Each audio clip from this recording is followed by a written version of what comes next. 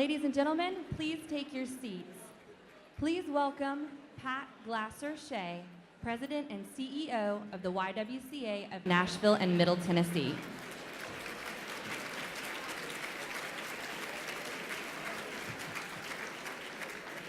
Good morning, everyone. Good morning, everyone. Thank you, and welcome to our annual spring breakfast.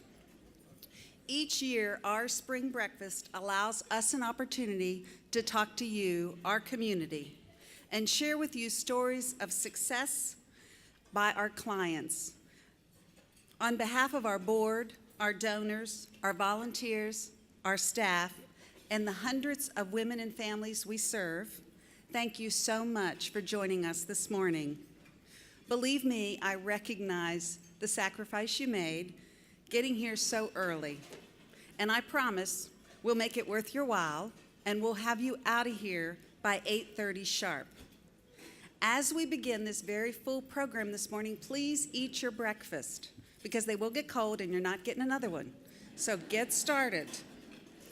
At this time, I would like to ask you all to please turn your cell phones off. I want to give a really special shout out to the sponsors who make this morning possible. Without their money, we couldn't do these kind of events. HCA TriStar, Pinnacle Financial, Waller, Caterpillar Financial, Skanska, The Renaissance, and last but not least, Paramore Digital, led by Hannah Paramore, the Spring Breakfast Chair this morning. Thanks to all of you for your support of the YWCA.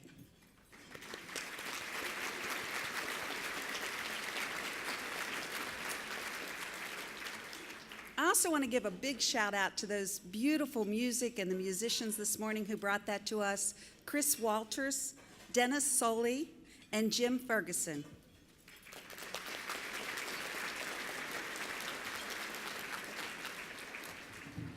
Think about if we asked you to get up early in the morning and play music. That would be a whole different request.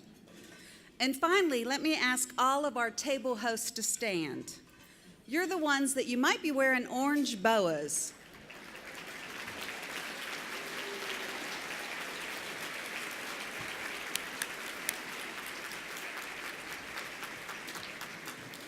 That's exactly how I feel. The breakfast would not be successful without our table hosts. So, and you know, we just ask you to invite 9 of your best friends to get up really early in the morning and be downtown by 7:15. And oh, by the way, bring your checkbook. Who needs friends like that? Actually, the YW does. So please keep them in your speed dial and on your Rolodex. Because of what the table host did today, we have over 700 people in our audience, and that is quite an accomplishment.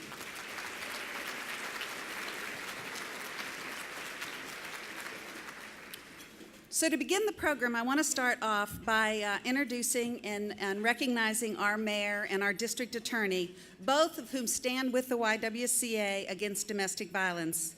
They're here today, in fact, to hand out awards from a recent legal challenge that the YW hosted. Please welcome Mayor Carl Dean and District Attorney General Tori Johnson.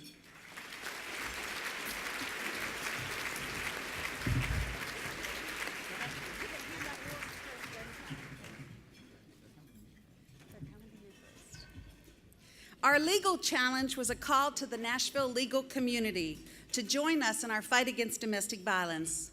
We asked all the members of the legal community to do 2 things. 1, give us money, and 2, take a test. They did both, and today we have the top participants. The first award goes to the organization that generated the most philanthropic support to the legal challenge.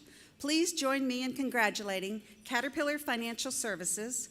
Accepting on behalf of Caterpillar is YWCA board member and table captain Jerry Gorman and General Counsel and Secretary of Caterpillar's Financial Services, Wes Blumenshine.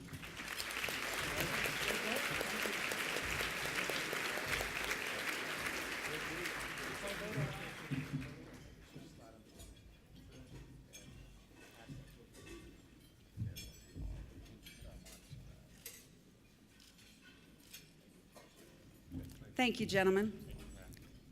The second award goes to the lawyer who gave the most personally. In recognition of your financial support of domestic violence, please join me in congratulating Stacy Garrett, partner at Bone, McAllister, Norton, YWCA board member.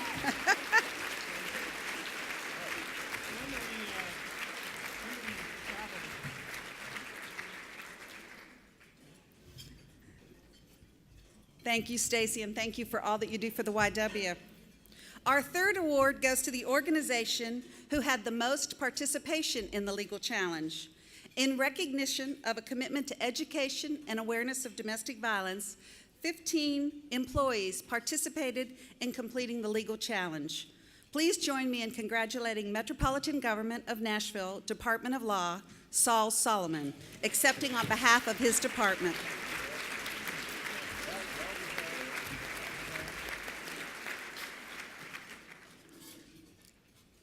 Thank you, Saul. Thank you, Tori.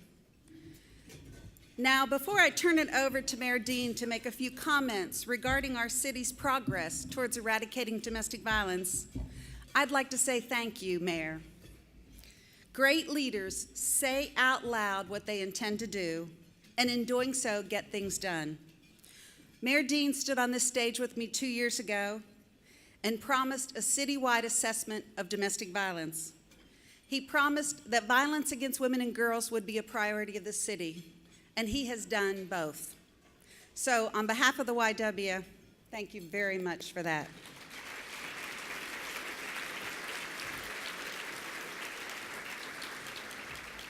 We are fortunate to have such a great mayor. Please join me in welcoming Mayor Carl Dean.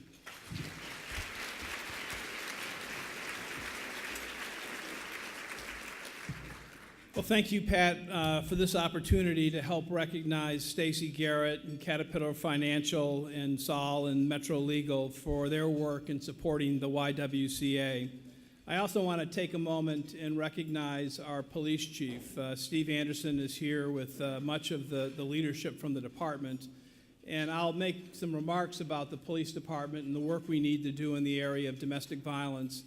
But one thing I don't want to lose track of, in the year 2013, Nashville had 44 homicides. And just to put that in context, and believe me, I understand this, I was recently in Vancouver, and I was sitting with the mayor of Vancouver, and I was about to give a speech about the great work of our police department.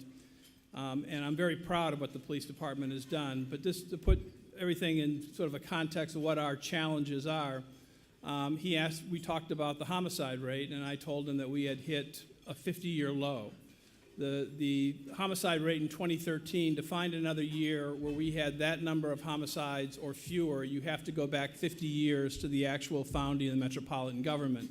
It's an incredible achievement by our police department. So then I did what lawyers should never do, is ask the question you don't know the answer to, and I said, how many homicides were there in Vancouver? And the answer was 6. Vancouver is considerably larger than Nashville. So we take no comfort in the number 44. We know that the homicides in this city are concentrated in areas of poverty, areas where minorities live, and there's still a lot of work to do. But I do want to publicly recognize the chief and the department and thank them for their outstanding work and their commitment to making this a safer city. They work on it every day, and they are getting results. So thank you, Chief, for what you do.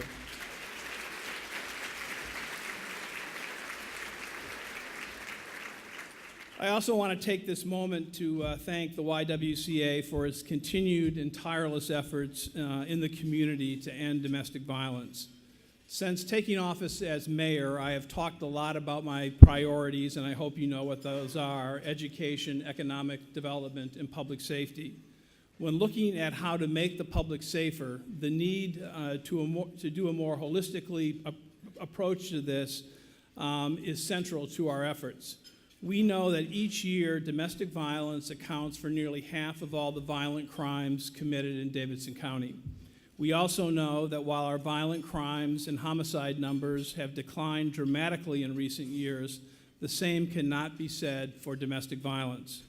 We know that changing these trends would require looking at Metro's entire criminal justice system from the time a domestic violence victim calls 911 to post-court and creating systematic solutions. To do this right, we had to ask ourselves tough questions and face hard truths. It involves inviting members of the community, including the YWCA, people who know the system the best because they work in it every day, to help us ask these questions and find the right solutions. Now I am pleased to report that the change that we know is needed is taking root.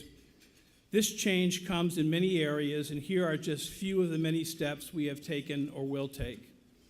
We hired a full-time domestic violence coordinator, Whitney McFalls, whose work focuses on bringing together all aspects of the system to both advocate for survivors and support ways of ending violence. We now have a domestic violence executive committee to improve our coordinated response. This committee includes key leaders like the district attorney, the chief of police, Steve Anderson, and Sheriff Darren Hall. In the coming months, we will open a victim resource center in the Ben West building of Metro. The 3,300 square foot area will offer a safe and supportive environment for victims of domestic violence, their families, and the advocates who work on their behalf. We will hire additional victim advocates to help improve victim safety and offender accountability. We have already added 2 prosecutor positions to increase the number of specialized district attorneys who handle domestic violence cases. This effort, of course, goes well beyond the metropolitan government. This is truly a community effort.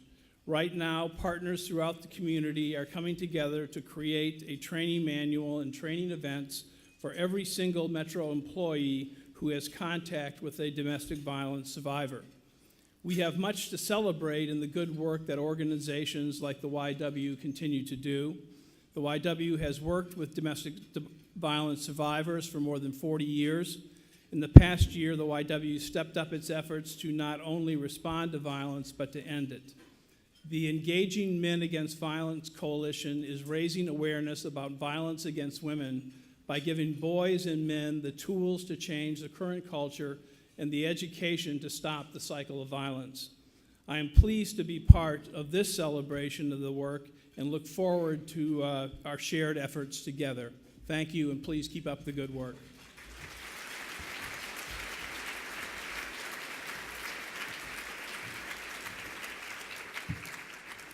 Thank you, Mayor Dean. Domestic violence. There was a time when just the mention of domestic violence was taboo in our society. What happened in your home was your problem. Today, things are different in Nashville, Tennessee. With the support of our mayor, our chief of police, our district attorney, and other city leaders, the conversation about domestic violence is loud and open. It is no longer solely a woman's burden to manage. Even with this recent open forum, the statistics are still alarming. Nearly 1 in 4 women in the United States will experience some form of domestic violence in her lifetime. But we know it's even more than that. The U.S. Department of Justice tells us that domestic violence is one of the most chronically unreported crimes in America. Unfortunately, solving the problem of domestic violence requires action from all of us. Here are some of the things the YW is working on. We are trying to address the source of the problem, as mentioned by the mayor, through our Engaging Men project. That project's sole focus is to engage men to work with us to reduce all violence against women and all violence against girls by raising healthy, strong young men. We want to catch our girls as early as we can through our Girls Inc. program so that we can help them succeed in school and help them succeed in life. And we want to move all our ladies through safety, first by the crisis line and second by staying at the Domestic Violence Center. Then move them to security through our transitional housing program and Renew at the YW. And finally, and the most important place, is self-sufficiency through our GED program, our Family Literacy Center, and our Dress for Success program.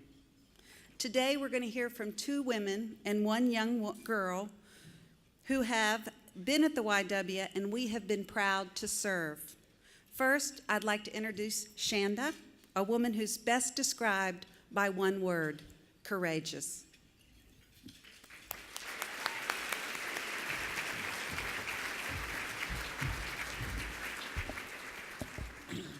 Good morning. My name is Shanda Holmes, and I am currently in the YWCA Transitional Housing Program. My journey has been long and difficult, but I stand here today very grateful for the opportunities given to me by the YWCA. My experience began many states away, and a few years ago, I was very excited for my future. I was engaged to a good, loving man who was kind and respectful to me and my children. While engaged, my world was turned upside down when the unexpected happened. My fiance was murdered. I was heartbroken for a long time. I was filled with grief. After this tragedy, I did not know how to move on with my life. The memories were too much. So I decided to move with my 6-year-old daughter. I needed to be in a new town where I thought I could make a fresh start, where every place and person did not remind me of my fiance. I got a job, but I didn't know anyone and was trying my best to start a new life for me and my child. For anyone who has picked up and moved without knowing anyone, you can testify how overwhelming it can be. So you can imagine how touched I was when an older woman at work reached out to me and made me feel at home. She was my first friend there. Soon after meeting her, she introduced me to her son, who was incredibly sweet. He and I began to go out, and we hit it off. I started to feel like myself again, and soon I became pregnant with my son. My experience of domestic violence began during my pregnancy when his mother passed away. Much like when my fiance passed, this tragedy sent him into deep grief. To cope, he began heavily using drugs and eventually started to sell them. He became unrecognizable to me as the man I had fallen in love with. I had to walk on eggshells around him. Even the slightest thing could set him off into anger. He began controlling what I could do and what I can say. I thought about leaving him, but when I truly did and tried, he spit on me. He used our unborn child to keep control of me, withholding things that I needed for my baby in order to force me to come back. I did go back, but things didn't get better. They got much worse. He became physically abusive, started to control everything in my life. He would come in drunk and violent, wouldn't let me see my friends. This went on for about 4 months. I felt completely alone. My friends naturally began to hate him for what he was doing to me. One day, my friend gave me the contact information for the YWCA Domestic Violence Hotline. The thought of moving to a new state yet again filled me with stress and fear. But I also knew this was my only hope. I owed it to my children and to myself to take this leap and attempt to finally create a new life, one without fear and violence. I called the YWCA hotline, and before I knew it, I was in Nashville with my 12-year-old daughter and my 3-month-old son. I was a lost child when I arrived. I was sad and depressed. I knew I had to find a job, and I had 45 days at the shelter to make this happen. Thankfully, everyone at the YWCA was so nice and helpful. When roadblocks popped up regarding jobs and housing, the staff at the YWCA supported and empowered me. I remember feeling so discouraged when employment and housing weren't happening quick for me, but that's when I started to go to the shelter support groups. Honestly, those support groups, they saved me. While I was spending my days stressing about my goals and plans, I knew I could go on to any one of the support groups and get in the right frame of mind. There were days when I considered going back to him, days where I felt so disconnected from myself and from the life I knew. Then I went to the support groups and could refocus on the reason why I was at the YWCA. As my time at the shelter came to an end, I started to panic. Where was I gonna leave after I left? I had just been hired for 2 jobs, but I didn't have enough money to support myself and my children in my own place just yet. Then came the day of the domestic violence vigil, a night that everyone staying at the shelter to share our stories of surviving and our strengths. As I waited for the vigil to begin, my case manager, Bijo, took me by my side, and she told me that I had been chosen for the YWCA Transitional Housing Program. I was so excited I just cried. Shortly after, with the help of the YWCA and the Women of Renew, I was moved into a fully furnished duplex with my family. Walking into my own place filled with beautiful furniture and a full fridge was absolutely wonderful. When I entered the YWCA shelter, I had hope of starting a new life. Today, I'm living that life.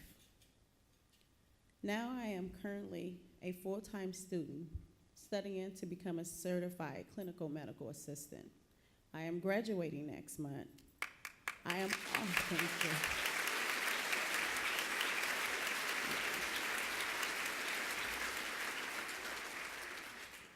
I am also looking for a part-time job. Thanks to the YWCA, I am safe, my children are safe, and I'm able to focus on my future. I don't know where I would be or what my life would be like without the YWCA. But I know with them, I no longer feel like a lost child. But I truly have found myself a strong, brave, and independent woman. And I thank every last one of you guys that supports the YWCA. I truly do, from the bottom of my heart, because I don't know where my life would be like. And I thank you very much.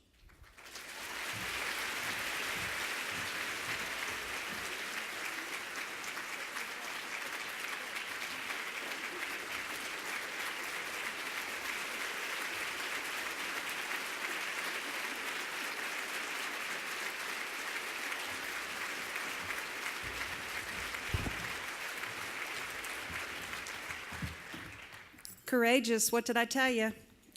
Amazing, thank you so much. There are nearly 100,000 adults in Davidson County who don't have a high school diploma or a GED. Having an education makes the difference between poverty and financial security, opportunity and a dead end. The #1 predictor of whether a person will graduate from high school is whether their mother graduated from high school. Please join me in welcoming Tiffany, a woman who is changing her life so she can change the future for her children.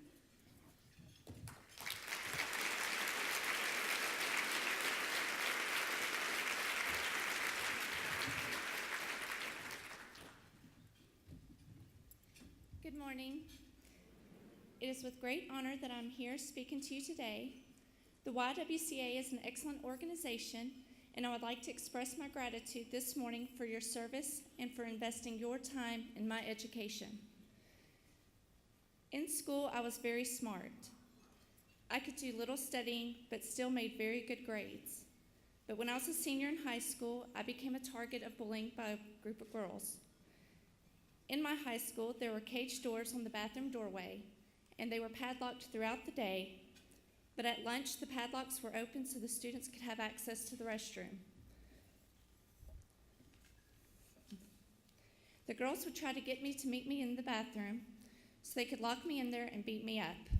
The stress of these altercations with these girls led me to skip school every day for weeks.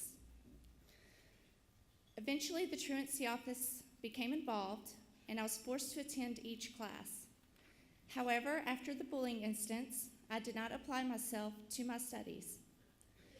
When I turned 18, I dropped out of school. I felt it wasn't worth the stress having to face these girls. Every day was something I just couldn't bring myself to do. After I dropped out of high school, I moved out of my parents' home and into my own apartment. I worked 3 part-time jobs just to pay the bills. When I was 19 years old, I moved into a duplex with my boyfriend and his son. I stopped working the part-time jobs and began working full-time with my grandparents. When I was 20, I gave birth to a beautiful baby girl. Her name is Heaven. My boyfriend and I married 2 years later, and we bought a house together. But after 4 years of marriage, we couldn't get along, so we dissolved the marriage. By this time, I was 26 years old, and that's when I contacted the YWCA. For years, people told me I should get my GED, but I was always too busy with work and raising my daughter. But now I was ready. I took the GED practice test, and I passed it on the first try.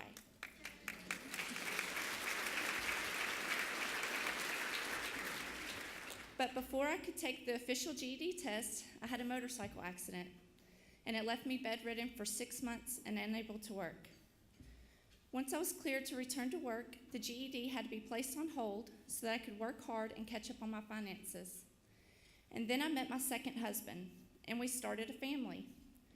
We had an energetic little boy, his name is Boston, and 2 years later, a charming little girl named London. Things between us became rocky after my son was born. My husband became involved in drugs and started to be abusive, both verbally and physically. And I had to file a restraining order, and later I filed for divorce. That's when I decided to pursue my education once again. My full-time job had always been working for my grandparents, but now they were talking about retiring and closing the business. And I realized without my GED and a college degree, I risked not being able to provide sufficiently for my children. I also want to show my children that an education is important. By obtaining my GED and attending college, I would be a good role model for my 3 children. I could show them that it's important to have a career doing something that you love instead of just a job. I had checked with a few local organizations about obtaining my GED, and the YWCA stuck out the most with their prompt replies and availability. I also had great experiences with them several years before.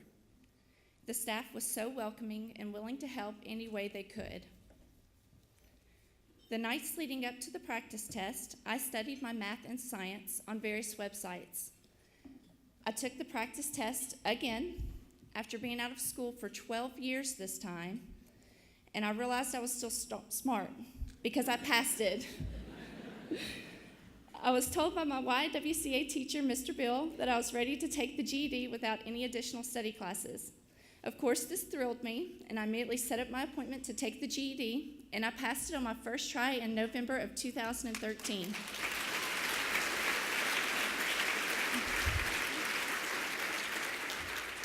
My dream was to go to college and study naturopathy, a form of alternative medicine. But unfortunately, the state of Tennessee does not recognize this field. So I decided to choose another career path that could make a difference in people's lives, physical therapy. I'm currently enrolled at Ball State Community College. I have a 3.7 GPA. And I hope to be accepted in the Physical Therapist Assistant Program by spring of 2015. If accepted, I will complete the program by spring of 2016 and will enter the healthcare industry.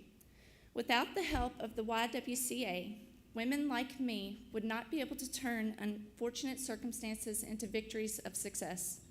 Thank you, YWCA, for giving me the tools that I needed to pursue a better future.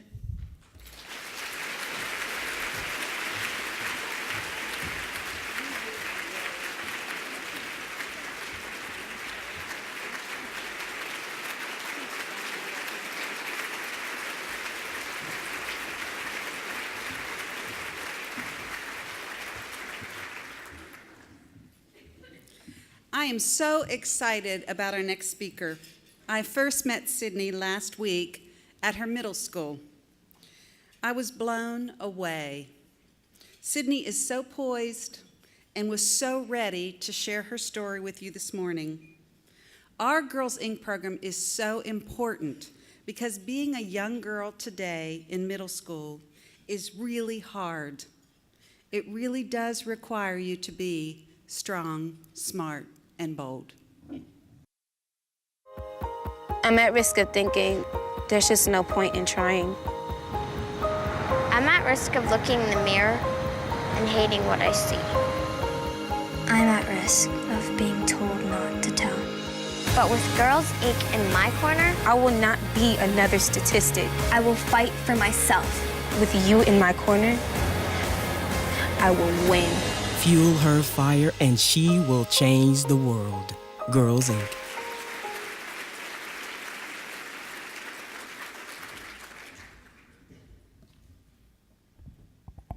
Good morning.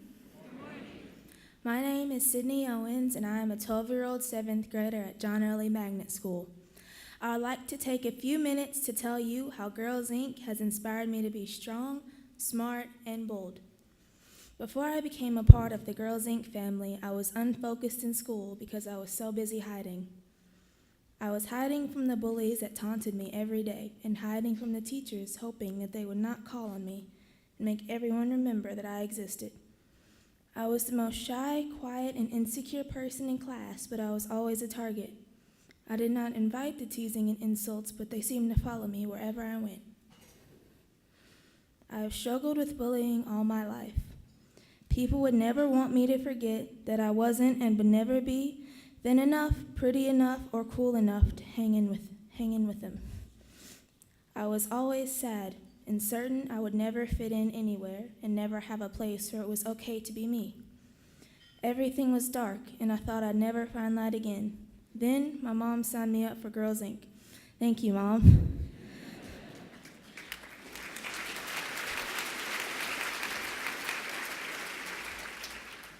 At first, I thought it was just going to be another place that I had to go to and deal with even more people making fun of me instead of just being able to hide in the library every afternoon until I got picked up from school.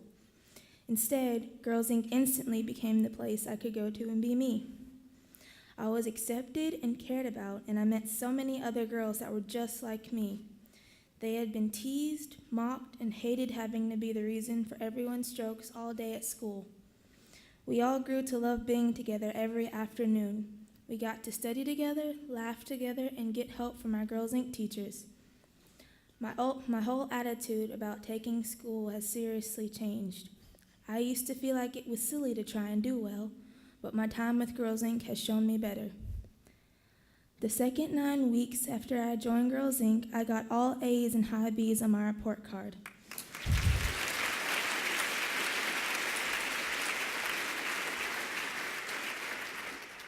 I even earned a 100 in one of my classes since then. And I have friends now, real friends. We support each other, give each other hugs when we've had a bad day, and high fives when we've had a good day. There are more good days now.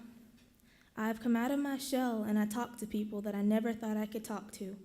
I smile more all day, and in class I raise my hand. Girls Inc. has not only given me a place where I have friends and have a chance to learn about being a better student, it's also a place where we discuss important issues in life. We learn how to deal with stereotypes and racism and how to handle our feelings. They've even brought in people to come and talk to us about business planning, health, exercising, and skincare. Girls Inc. has not only given me a chance to improve my academic abilities, but gives me a place to showcase my talent as well. My poetry and writing skills are getting better. I even find myself writing poetry when I'm at home. I believe that I have become stronger, smarter, and bolder because of my time in Girls Inc. I am stronger because I don't care about the bad things people say about me anymore, nor do I let anyone hold me back. I am smarter because I have learned that it is okay to be focused in class and show that I care about my grades. I am bolder now since I have learned better ways to speak up for myself and know that when I do, I have more people to support me.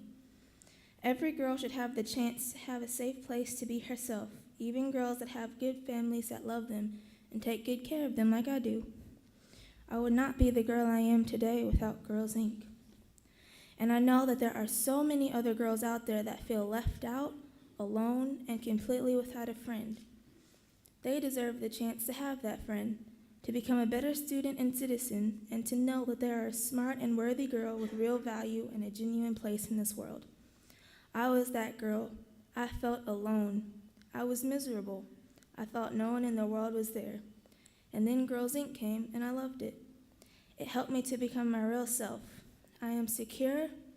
I am talented. I am truly a stronger, smarter, bolder girl. I am happy. I hope that every girl has the chance to know what being a part of the Girls Inc. family feels like, because it's the best feeling I've ever had. Thank you.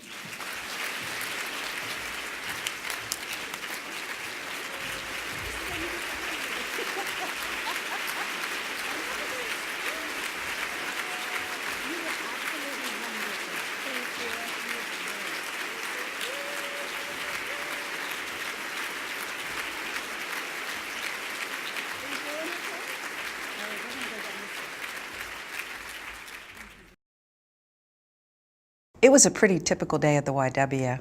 Our shelter was probably 45 to 50 women, and we had a full staff, and my phone rang, and they let me know that we were in high alert.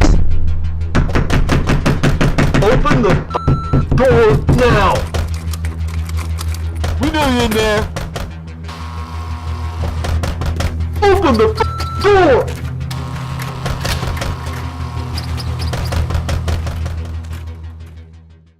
The YWCA shelter exists to help women stay safe. When there's a high alert at the shelter, there's a protocol that we follow. And so the police would have been called immediately, and then I would have been called next. So when I got the call from the shelter, the police were already en route.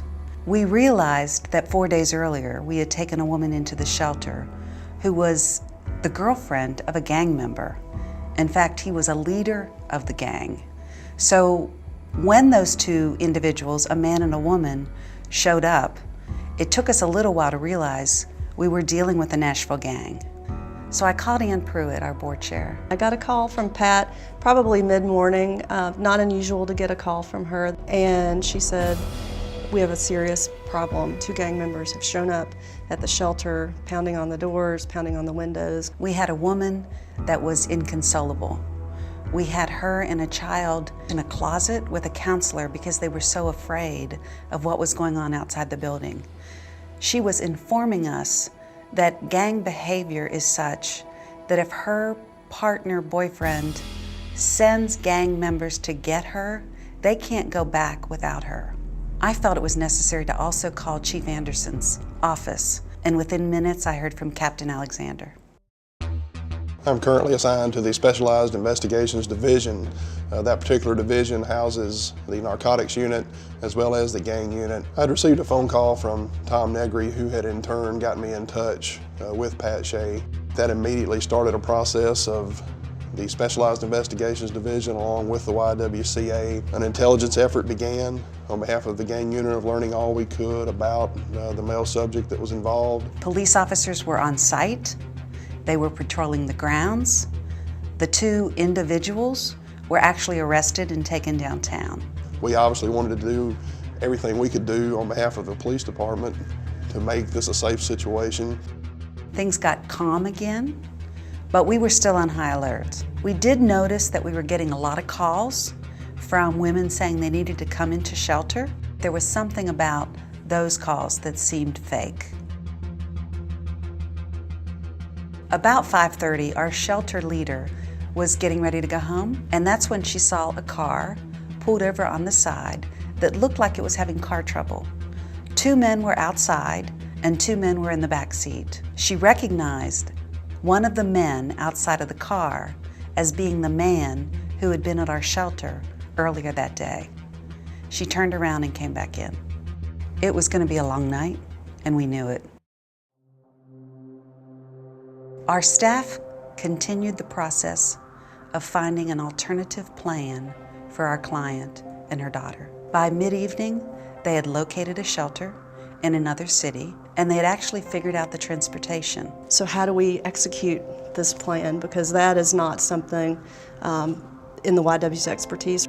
We're not qualified to sneak someone out in the middle of the night when there might be gang members actually still watching us and stalking us. So Ann and I called Captain Alexander and told him we needed help. He said that's all they needed to hear. We'll take it from there. We devised a plan that involved the safe transportation for the lady and her young child to be taken from the shelter to the bus station. We did get meticulous to include even the type of vehicle in an unmarked capacity, but not only just drop them at the bus station, would stay there and ensure that they safely got onto a bus and were safely able to exit the city without any obvious sign of someone that may have been trying to follow them. There was nothing else for me to do but wait. It was probably about 10 o'clock when we got off that call. So I tried to go to bed. I just took my phone and laid down and kept thinking about what was going on at the shelter. It was about 2:30 in the morning when I finally got a text. Everything was okay. She was gone. She was safe. It was over. I laid there and I really wondered what it would be like if there had been no shelter for her to call. I wonder what it would be like if there was no shelter for anyone to call.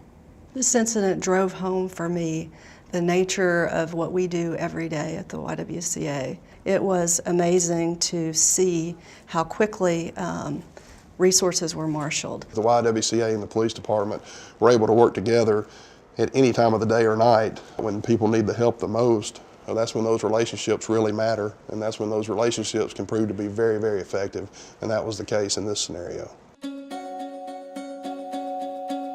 About 6 months after the incident, the woman called our shelter to check in. She and her daughter were safe. Her daughter's enrolled in school. I was really proud. The YW kept that woman safe. She's no longer with a batterer, and she's out of a gang. An incident like this really reminds me how important the work of the YW is and how important the existence of the Weaver Domestic Violence Shelter is to the safety of women and families in Nashville. YWCA Shelter, can I help you? Okay, are you safe right now? We'll work out a safe plan to get you here. It's gonna be okay.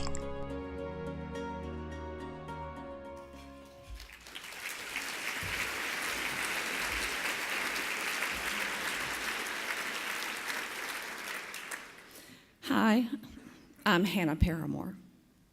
I'm Captain Kay Loki from the Domestic Violence Division of the Nashville Metro Police Department.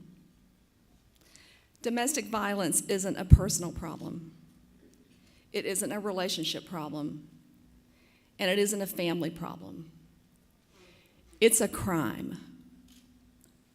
Last year, the Metro Police Department answered more than 26,000 calls reporting domestic violence. 1 in 4 women, about 100 people in this room, will experience domestic violence at some point in their lives. More than half of all 911 calls in the Davidson County are related to domestic violence. But it costs just $148 a night to keep a woman and her children safe at the Weaver Domestic Violence Shelter. The tangible cost of domestic violence in Tennessee is $151 million annually. 3 women are killed every day in the United States by a man who says that they love them. Tennessee ranks 6th in the country for the rate in which women are killed by men. Domestic violence is a generational curse. The homicide of Beth Straub, 45 years old, who was killed by her boyfriend this year in Nashville, will affect the lives of her children and her grandchildren and their children, and on and on and on. Children who witness domestic violence are more likely to attempt suicide, to abuse drugs and alcohol, to run away from home, and to later in their lives be convicted of sexual assault crimes. My department gets a phone call on average every 20 minutes. We think it only happens in less educated sectors of our society, but that's not true. Because I'm smart and I know better, and it happened to me. The YWCA exists to educate, eradicate, encourage, and break down barriers and things that perpetuate racism and violence and hopelessness. It's not cheap, but you can help, and you can start today. $50 will pay for a cab to get a woman and her children to safety in the middle of the night. $500 will feed her and her children for almost a month. If you add a zero to that, and you can change her life for a year, and maybe that will be long enough to stop the cycle. Double it, and you can change the city. Who is it? Who is it out there? Who is it that can do that? Can you do that? There are people in this room who can. Whoever you are, you will never miss that money. But Shanda and Tiffany and Sydney and all the other women who benefit from the YWCA's program will never forget it. I thank you for coming today, and I want to ask the table captains to please do your jobs. It's your turn to get your envelopes out and to distribute the pledge cards and to set the example by writing your check first.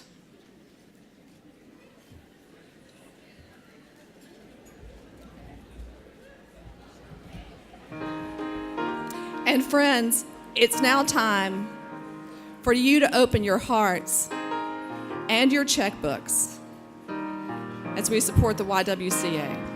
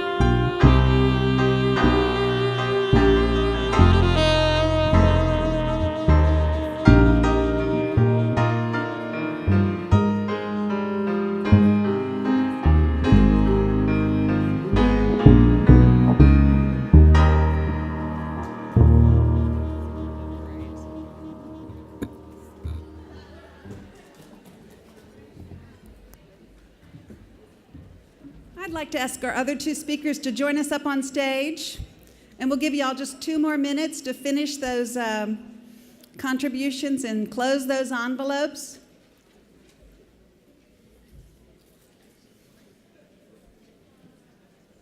On behalf of the YWCA and Hannah Paramore, I just want to say thank you to everyone for coming out this morning, hearing our stories, and helping to support the wonderful work that the YW does every year.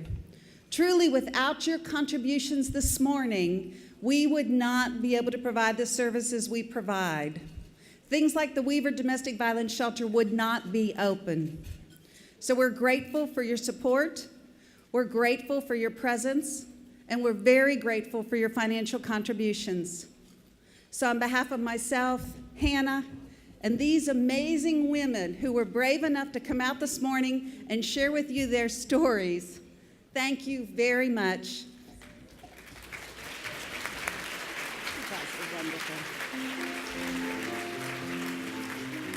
Have a wonderful day and be careful driving home. Thank you.